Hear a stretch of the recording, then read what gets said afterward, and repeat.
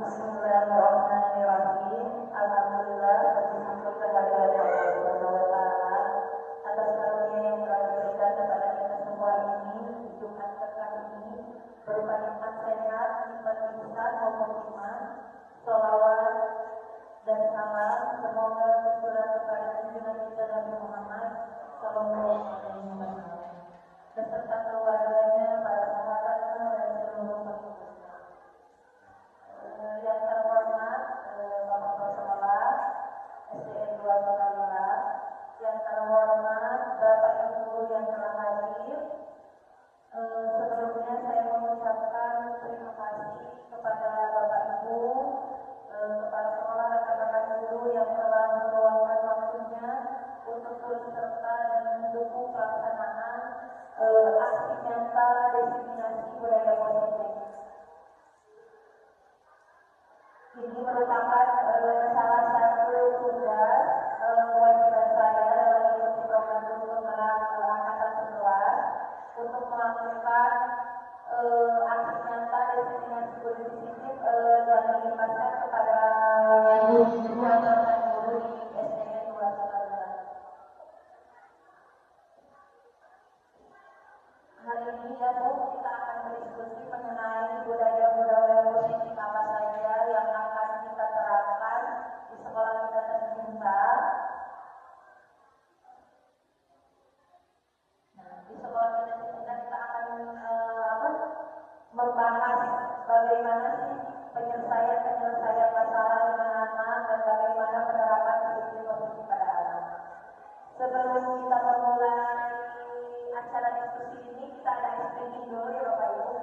Di sini kita akan bermain tebak gambar ya. Bisa kita ke depan ya Bapak Ibu. Ini untuk melatih konsentrasi Bapak Ibu. Takutnya pikiran Bapak Ibu lagi di mana? Kita konsentrasi dulu ya Bapak Ibu. Kita di sini nama bermainnya yaitu tebak gambar.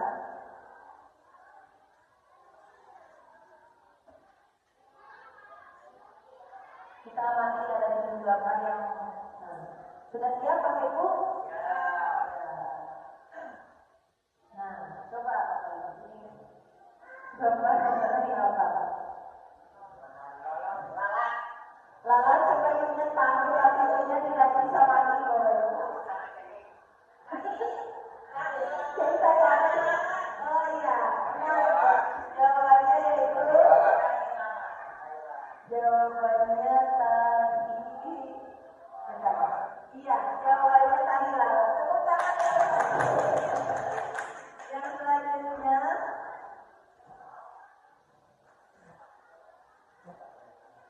nah, apa ini Bapak Ibu? Coba.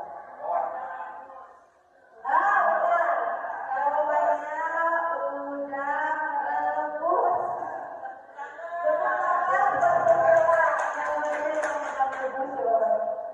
Selanjutnya kita buat gambar aja.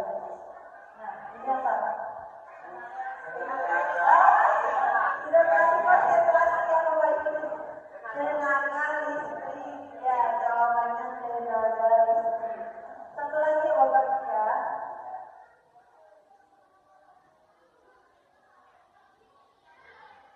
Nah, apa ini?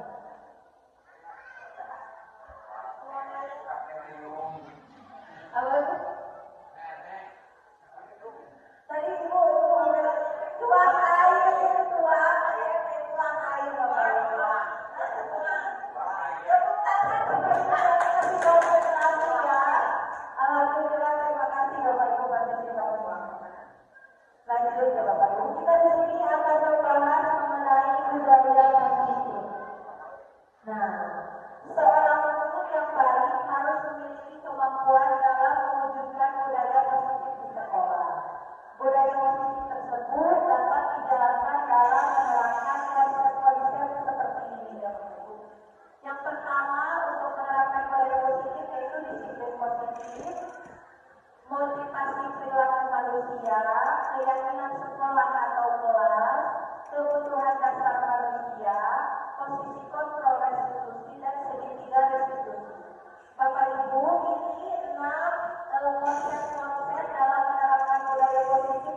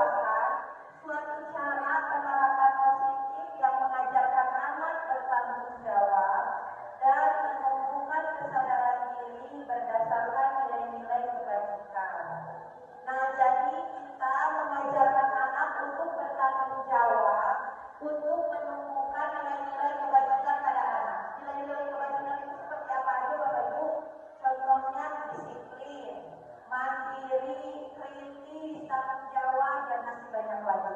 Disiplin positif lebih ke arah disiplin diri yang dapat mengontrol diri dalam melakukan segala tindakan.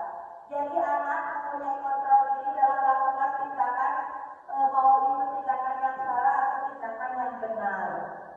Disiplin positif dapat membuat murid memahami dan menyadari berdasarkan motivasi internal, bukan akibat paksaan, ujian, atau hukuman.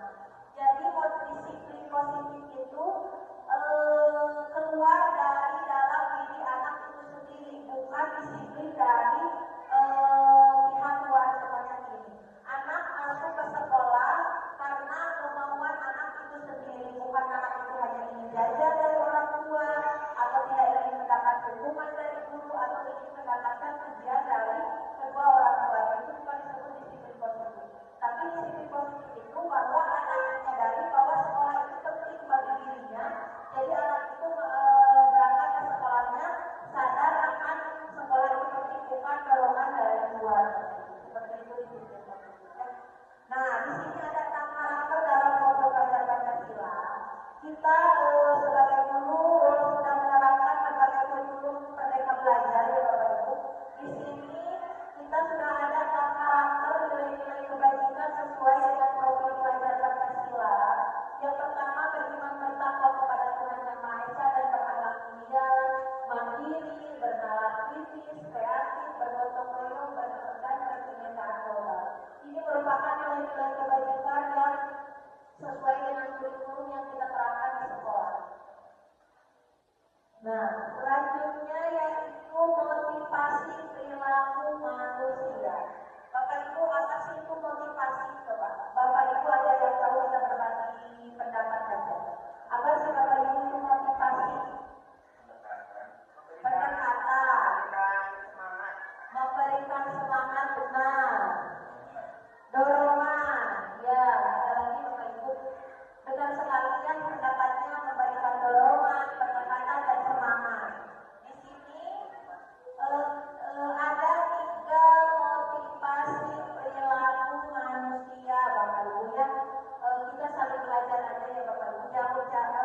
Jadi ada 3 motivasi perilaku manusia. Yang pertama, untuk menghindari ketidaknyamanan atau hukuman. Yang kedua, untuk mendapatkan imbalan atau penghargaan dari orang lain. Yang ketiga, untuk menjadi orang yang mereka inginkan dan menghargai diri sendiri dengan nilai-nilai yang mereka percaya. Jadi ini 3 motivasi perilaku manusia. Mungkin kalau nomor 1 dan nomor 2 itu motivasi eksternal dari luar, dorongan dari luar.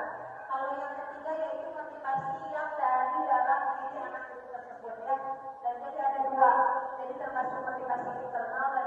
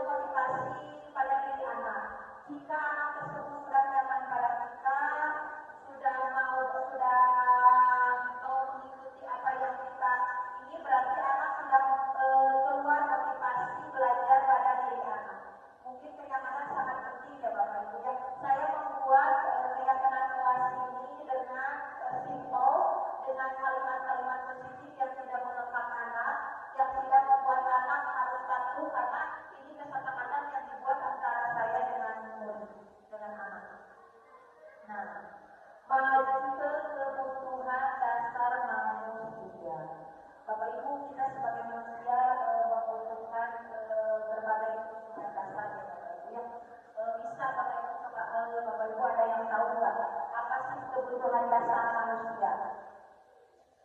Kebutuhan dasar manusia. Kebutuhan yang diperlukan setiap hari.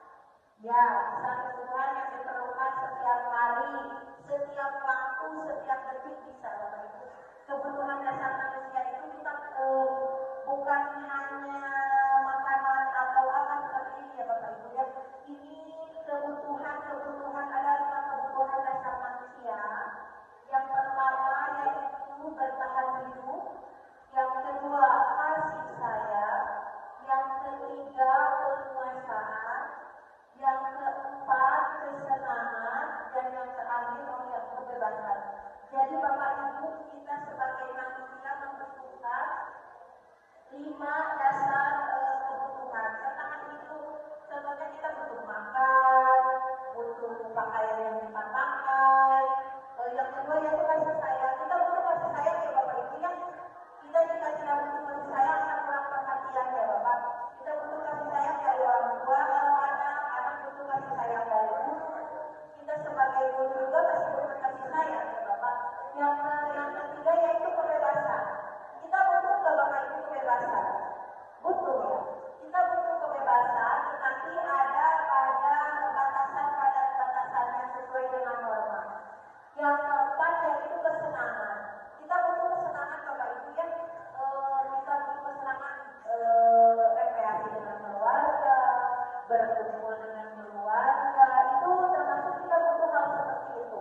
Yang terakhir penguasaan. Penguasaan contohnya kita menguasai berbagai keterampilan. Kita butuh pengakuan dari orang lain ya Bapak Ibu. Contohnya kita bisa pukul, kita bisa bernyanyi, kita butuh pengakuan dari orang lain, itu masuk kepada penguasaan ya Bapak Ibu. Nah, di sini saya punya studi kasus Ibu Ranti, guru kelas 6 sekolah dasar, sedang bingung menghadapi pula salah satu murid di kelasnya yang bernama Doni. Beberapa anak telah mengeluhkan Doni yang seringkali meminta jajanan mereka dengan paksa. Jika Anda menghadapi kasus seperti Ibu Ranti, apa yang akan Anda lakukan? Menurut Anda, kira-kira apa sih alasan Doni melakukan hal ini? Coba Bapak Ibu, kita diskusi mengenai studi kasus ini. Jadi Ibu Ranti sebagai kelas 6 itu bingung menghadapi Doni yang sering minta jajanan pada temannya secara paksa. Menurut Bapak Ibu, apa sih alasan Doni melakukan hal seperti itu? Ya mungkin oleh orang tuanya dikasih jajannya pas-pasan. Iya, benar. Bapak mau berpendapat? Oke, kawan ya.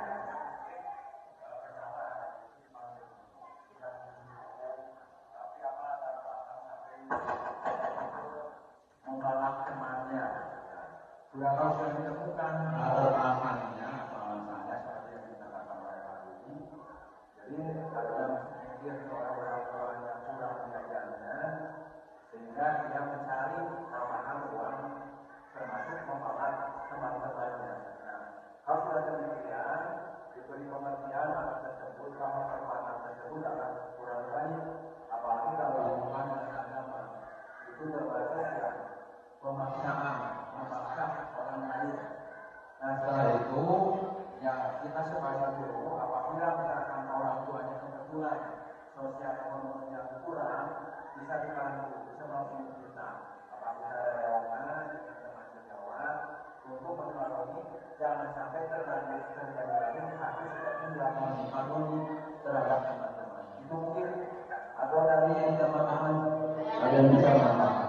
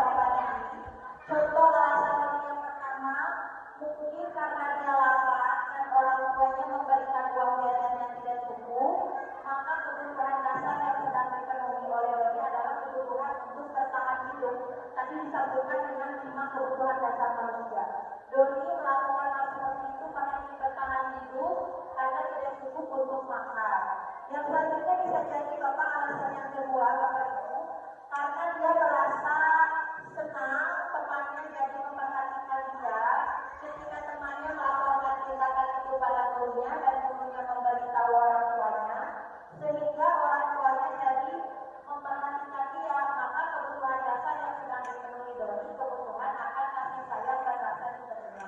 Mungkin Doni melakukan hal tersebut kurang perhatian dari orang tuanya, jadi Doni melakukan hal seperti itu sehingga kita memanggil orang tuanya dan orang tuanya lebih memperhatikan Doni. Yang ketiga mungkin alasan Doni karena temannya jadi takut dengan dia dan memenuhi keinginannya, maka sebetulnya Doni sedang berusaha memenuhi kebutuhan dasarnya akan kekuasaan. Jadi Doni ingin merasa berkuasa, ingin merasa terdepan di kelasnya, ingin merasa anak-anak itu takut padanya, sehingga Doni melakukan hal tersebut.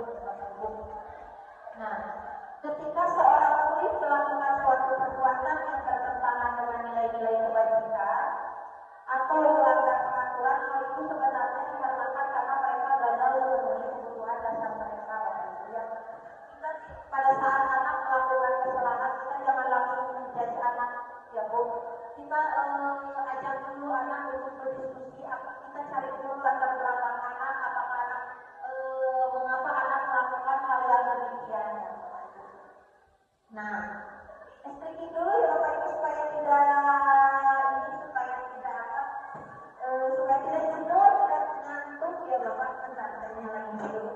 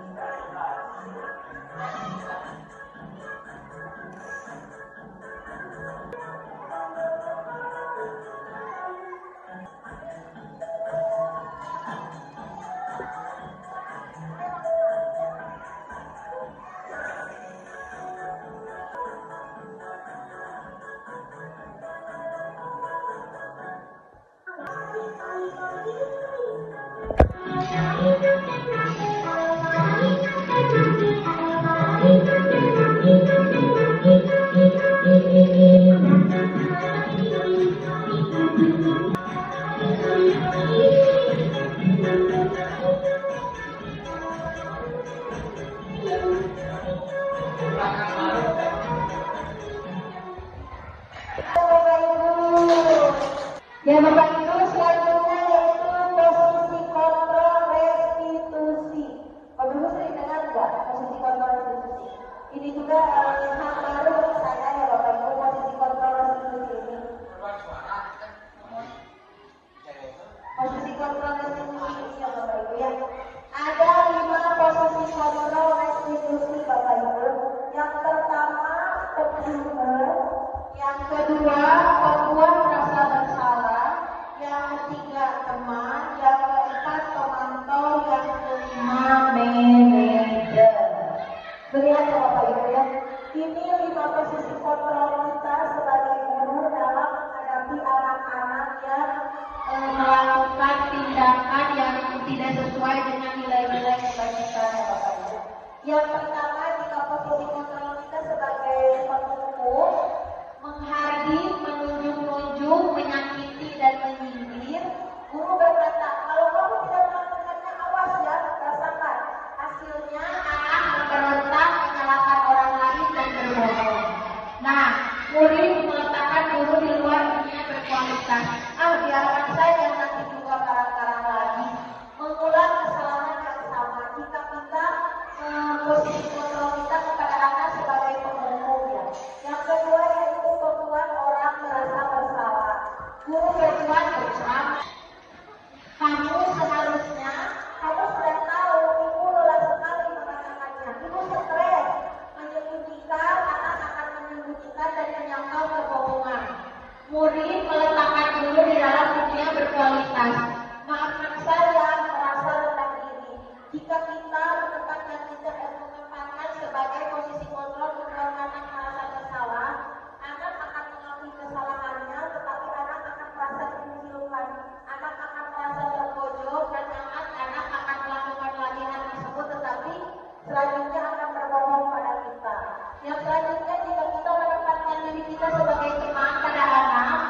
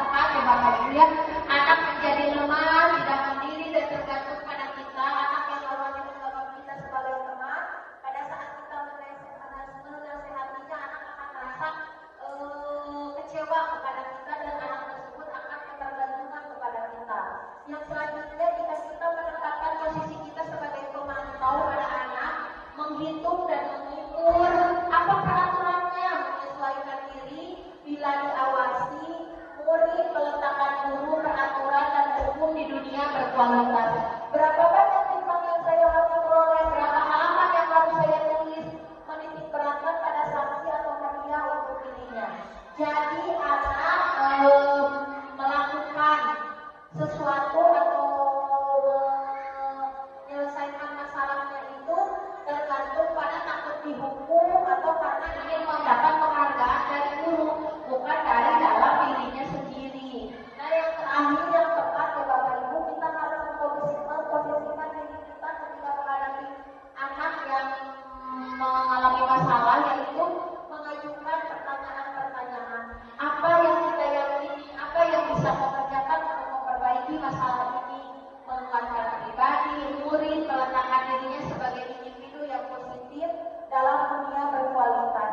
Bagaimana caranya saya bisa memperbaiki keadaan, mengevaluasi diri, bagaimana cara memperbaiki diri. Jika kita menghadapi anak yang melakukan kesalahan, posisikan kita sebagai manajer pada anak, ini sangat tepat ya Bapak Ibu. Ya. Anak dipanggil, anak dicari apa sih latar belakangnya, dan kita membantu anak untuk menemukan solusi apa dan dari masalah anak tersebut. Jadi anak akan mengevaluasi diri dan akan memperbaiki dirinya. Nah, sehingga timbulnya motivasi intrinsik untuk memperbaiki tingkah atau perilaku anak yang kurang baik. Nah, yang terakhir yaitu Bapak Ibu segitiga restitusi. Mungkin ini hal baru ya Bapak Ibu, saya juga baru tahu dengan segitiga restitusi ini. Segitiga restitusi ini yaitu tahapan-tahapan untuk menghadapi anak yang melakukan tindakan yang melanggar nilai-nilai kebaikan ya Bapak. Yang pertama yang harus kita lakukan yaitu menghadapi anak yang melakukan kesalahan, menstabilkan identitas. Bagian dasar dari segitiga ini bertujuan untuk mengubah identitas anak dari orang yang gagal karena melakukan kesalahan menjadi orang yang sukses. Anak yang melanggar peraturan karena sedang mencari perhatian adalah anak yang sedang mengalami kegagalan. Kata-kata yang bisa kita katakan pada anak itu tidak apa-apa, berbuat salah, itu hal wajar. Tetapi kita bisa memperbaikinya, kita bisa menyelesaikan hal ini. Jadi pada saat kita menghadapi anak yang melakukan tindakan yang salah, kita terlebih dahulu stabilkan dulu identitas anak, kita percayakan dulu anak bahwa hal tersebut kita semua sebagai manusia tidak luput dari kesalahan, tetapi kita juga sebagai manusia bisa menemukan kesalahan tersebut, kita bisa menyelesaikan masalah ini. Yang kedua ya Bapak Ibu, tahapan yang kedua yang kita lakukan pada anak yaitu validasi tindakan yang salah. Setiap tindakan kita dilakukan dengan suatu tujuan, yaitu memenuhi kebutuhan dasar. Kalau kita memahami kebutuhan dasar apa yang mendasari sebuah tindakan, kita akan bisa menemukan cara-cara yang paling efektif untuk memenuhi kebutuhan tersebut. Tadi Bapak Ibu kita sudah membahas 5 kebutuhan dasar anak. Nah, pada tahapan segitiga restitusi ini kita bertanya dulu pada anak latar belakangnya melakukan kesalahan tersebut apa. Kamu pasti punya alasan mengapa melakukan semua ini.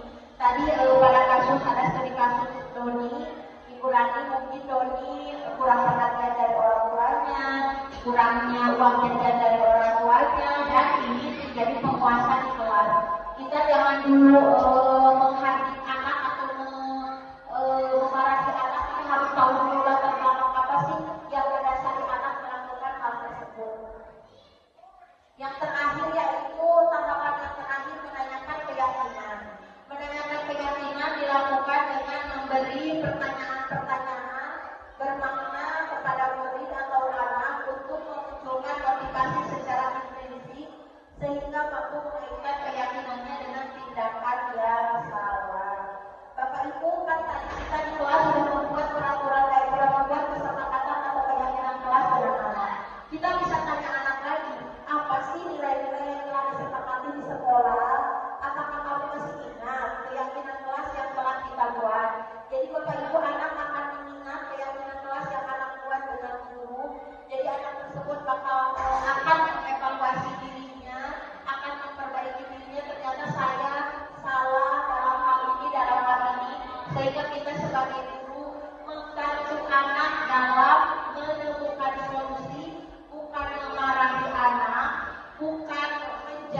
anak bahwa anak tersebut anak yang nakal, tetapi kita cari dulu terlebih dahulu latar belakangi dan kita bisa menemukan solusi-solusi yang terbaik untuk anak tersebut, baik itu dibantu oleh kita kolaborasi dengan orang tua maupun kolaborasi dengan sekolah. Banyak sekali ya Bapak kita menemukan masalah-masalah di sekolah mengenai anak, tidak satu atau dua masalah. Nah sekarang kita sudah tahu ilmunya dalam menghadapi anak yang melakukan kesalahan, kita bisa menerapkan tadi segitiga restitusi tadi ya Bapak Ibu. Yang pertama menanyakan dulu, menguatkan dulu bahwa melakukan kesalahan adalah hal yang wajar, kita bisa memperbaikinya. Yang kedua yaitu kita bisa menanyakan apa sih latar belakang anak melakukan hal tersebut dan kita bisa membantu anak menemukan solusinya. Dan yang ketiga kita akan mengingatkan anak apa sih kesepakatan kelas yang telah kita buat sehingga anak dapat mengevaluasi diri ya Bapak Ibu ya.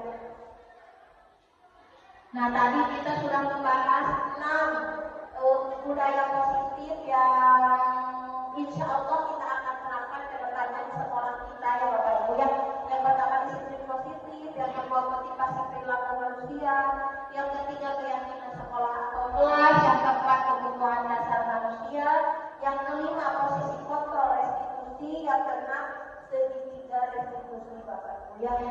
Mungkin ada yang mau ditanyakan atau ada yang mau menambahkan, ada yang mau berpendapat, boleh ya Bapak Ibu ya.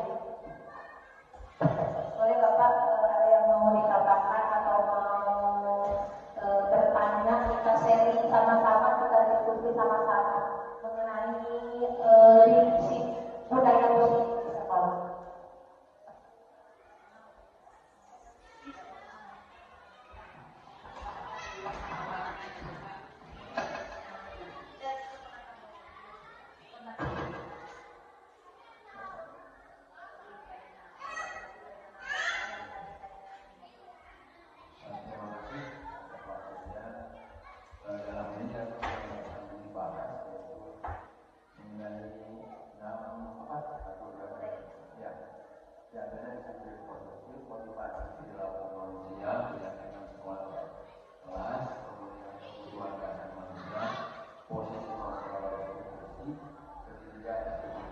Ini mungkin apakah yang harus dilaksanakan semuanya atau dalam artian secara bersama olahraga yang berhubung ya, karena kan misalkan anak itu kadang-kadang dalam menerima apa yang kita sampaikan atau apalah ya, jadi secara bertahap atau sekaligus.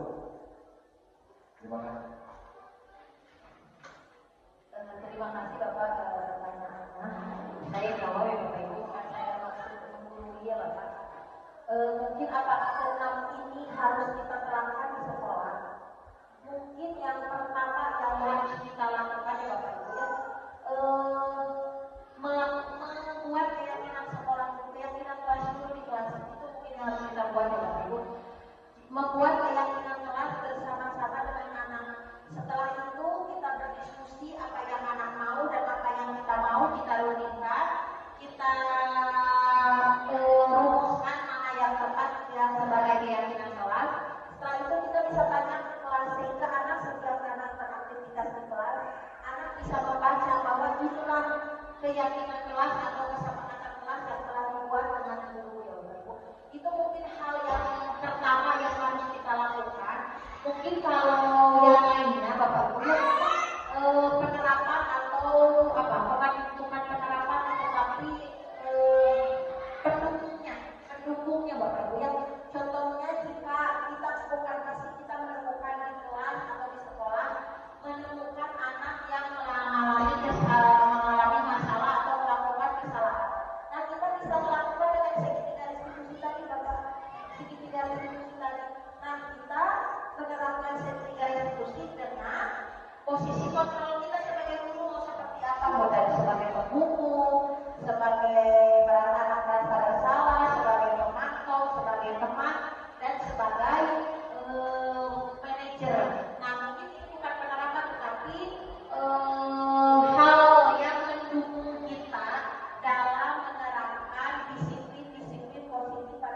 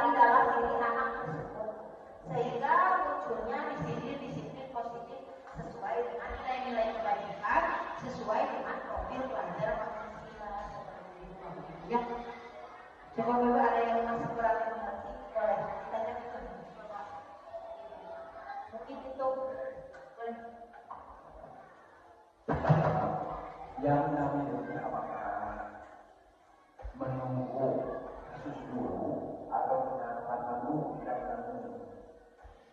Terus ini hierarkinya tadi kan kalau menurut yang di sana pertama disiplin positif, kemudian terakhir sertifikasi. Apakah ini berdasarkan khusus? Jadi yang akan kita dahulukan dulu ya, misalkan kebutuhan dasar manusia dulu atau apa dulu? Gimana? Masih yang tadi saya sama jawabannya Bapak. Kita kan sebagai guru ingin mendidik anak menjadi anak yang sesuai dengan profil pelajar Pancasila. Mungkin yang pertama itu saya mengapa disiplin positif, mungkin kita ingin anak memunculkan motivasi pada diri anak untuk mengeluarkan disiplin positif pada diri anak. Mungkin itu tugas kita ya Bu. Tugas kelompok kita sebenarnya sebagai guru itu untuk menerapkan nilai-nilai kebajikan pada anak. Nah, salah satu caranya tadi Bapak Ibu dengan membuat keyakinan kelas. Itu salah satu caranya yang bisa kita lakukan di kelas karena jika tidak ada pesan kita tidak bisa menerapkan segitiga restitusi, tetapi jika anak tersebut pasti ada wae Bapak Ibu di kelas melanggar kesepakatan kelas yang telah kita buat, baru kita melaksanakan segitiga restitusi seperti itu Bapak ya. Jadi kita kan tugas pokoknya membentuk karakter anak yang baik.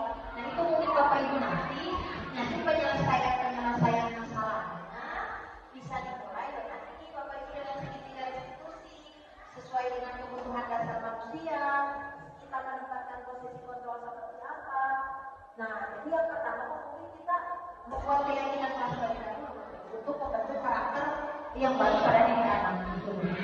Jika anak melanggar kesepakatan kelas yang telah kita buat, kita menggunakan yang tadi Bapak Ibu yang 3 tadi, segitiga, posisi dan kebutuhan dasar manusia.